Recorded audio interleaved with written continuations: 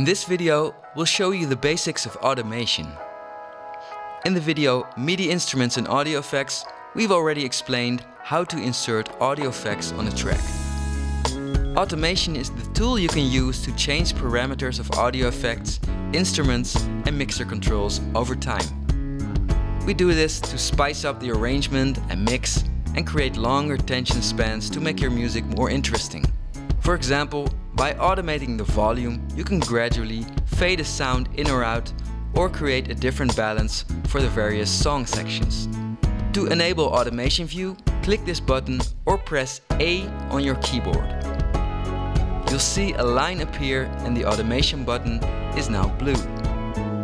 This line represents the automation. To select the parameter you want to automate, use this box. Select Main to automate a mixing control of the channel you're working on. Or select a plugin name to automate a plugin. To start drawing in automation, click on the automation line to create a breakpoint. Click on the automation line again to create a second breakpoint. You can now drag the breakpoints to adjust your automation line. To add a curve, select the Automation Curve tool or hold down Ctrl and Shift on your keyboard. When you see this marker, click and drag up or down to create a curved line.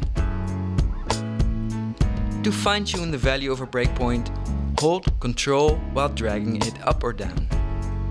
This will also lock the breakpoint horizontally, so you cannot move it in time. Double-click on the breakpoint to remove it. Now you have learned how to draw automation. If you want to learn more automation techniques and how to apply automation in a creative way, sign up for one of our music production courses.